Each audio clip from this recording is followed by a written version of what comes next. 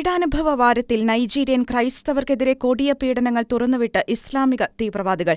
മധ്യ നൈജീരിയയിലെ നസ്രാവ സംസ്ഥാനത്തെ 3 ക്രിസ്ത്യൻ സമൂഹങ്ങളിലായി 24 മണിക്കൂറിനുള്ളിൽ ഫുലാനി തീവ്രവാദികൾ വൻതോതിൽ ആക്രമണങ്ങൾ തുറന്നുവിടുകയും ക്രൈസ്തവ ഗ്രാമങ്ങളെ നാമാവശേഷമാക്കുകയും ചെയ്തു. പെസഹ വ്യാഴാഴ്ചയ്ക്കും ദുഃഖവെള്ളിയാഴ്ചയ്ക്കും ഇടയിൽ നടന്ന ആക്രമണം 24 മണിക്കൂറിലധികം നീണ്ടുനിന്നതായി പ്രദേശവാസികൾ ട്രൂത്ത് നൈജീരിയയോട് പറഞ്ഞു. നസ്രാവ കൗണ്ടിയിലെ ഗിദാൻ ഓഗിരി, അക്കേവ ബാക്ക, ഉഡേഗെ കാസ് എന്നീ പ്രദേശങ്ങൾ ആക്രമിക്കപ്പെട്ടു.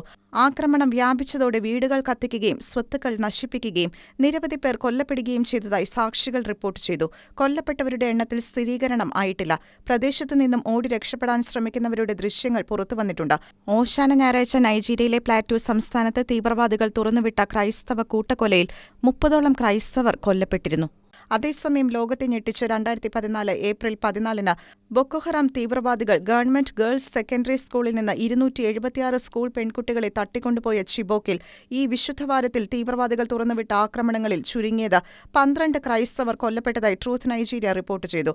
2026 മാർച്ച് 29-ന് അർദ്ധരാത്രിയിൽ കടുന സംസ്ഥാനത്തെ കഗാർഗോ കൗണ്ടിയിലെ അരിബി വാർഡിൽ അതിക്രമിച്ചു കയറിയ ഫുലാനി തീവ്രവാദ തോക്കുധാരികൾ ചുരുങ്ങിയത് 13 ക്രൈസ്തവരെ കൊലപ്പെടുത്തുകയും 28 ക്രൈസ്തവരെ ചുറ്റുമുള്ള വനത്തിലേക്ക് തട്ടിക്കൊണ്ടുപോകുകയും ചെയ്തതായും റിപ്പോർട്ടിൽ പറയുന്നു.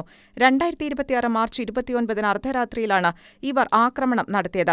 കടുനയിൽ കഴിഞ്ഞ 8 ആഴ്ചകളിലായി 60 ക്രൈസ്തവർ തട്ടിക്കൊണ്ടുപോകലിന് ഇരകളായതായാണ് റിപ്പോർട്ട്.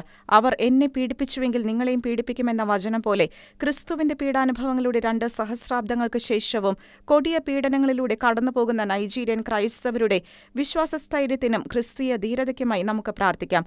ഒപ്പം കുരിശിൽ കിടന്നുകൊണ്ട് തന്നെ ദ്രോഹിച്ചവരോട് ക്ഷമിച്ച് പ്രാർത്ഥിച്ച കർത്താവിനെ അനുകരിച്ച് നൈജീരിയൻ സഹോദര ക്രൈസ്തവരെ പീഡിപ്പിക്കുന്നവരോട് ക്ഷമിച്ച് പ്രാർത്ഥിക്കാം.